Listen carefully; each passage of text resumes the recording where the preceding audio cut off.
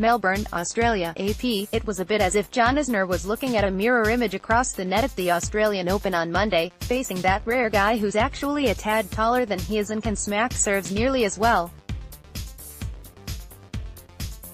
And so it was that, even though he hit more aces than his opponent, 47-40, delivered more total winners, 79-64, and finished with more overall points, 147-142, Isner, for the first time in his career, failed to beat an American foe at a Grand Slam tournament. Reil Opelka, ranked just 97th, earned his first victory in a main draw match at any of the majors by edging the No. 9-seeded Isner in 4 tiebreakers: 7-6, 4, 7-6, 6, 6-7, 4, 7-6, 5. There's just a lot of things that are out of your control. That's something I can relate to. I feel like when I'm playing well, that's how my opponents think. And I was expecting that today, that I probably wouldn't get to touch too many balls, too many serves, but I was hoping the same for him, said Opelka, a 21-year-old who is based in Florida. I know it's awkward for both of us. The 33-year-old Isner was a semi-finalist at Wimbledon last year and entered the day with a 9-0 record in all U.S. contests at the Slams. But he does not often go up against someone with a similar profile. At 6'11", 2.11 meters, Opelka is an inch, 3 centimeters, taller than Isner. It's been helpful watching him, but at the same time, we're different. There are similarities, but the ball comes back a lot more for me than it will for him, Opelka said.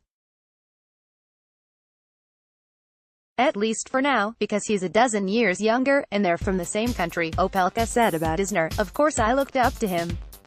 He's been top 15, top 20 in the world for a crazy long amount of time now. Still, Opelka hardly was prepared to declare this outcome any sort of breakthrough. He figures he still has plenty to work on. Instead, he viewed it as a vehicle to help avoid returning to tennis lower levels, such as the ITF Transition Tour, where Opelka recalled one tournament this way: didn't have any balls, didn't have any courts, didn't have any water. There were 2 moments Monday that both men knew helped determine the outcome. In the second tiebreaker, Isner went ahead 6-4 and served to even the match at a set apiece. But Opelka produced a forehand passing winner to erase the initial set point, opening a 4-point run that included a pair of aces and a backhand pass to take that set.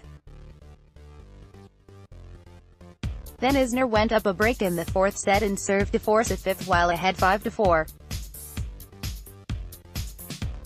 Up until then, Opelka had not managed to break Isner's serve. I was ready to play a 5th, Opelka said. That's kind of what I was thinking. Got lucky to get a break, maybe that's a fair characterization. Isner did help out, missing one backhand followed by a trio of forehands.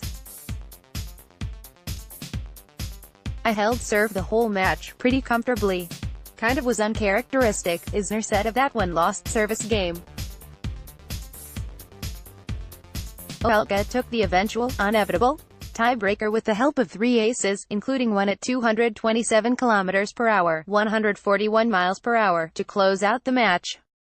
For Isner, it's the second year in a row that he bowed out in the opening round in Australia. In 2018, he began the season with 6 consecutive losses before turning things around and finishing with 2 titles and a pair of quarterfinals or better showings at majors. I was 0-6 last year. I'm on my way to 0-6, so we'll see if I can top that. I'm 0-2 right now, said Isner, who lost his first match at Auckland, New Zealand, last week. Only thing I can do, he said, is just keep working.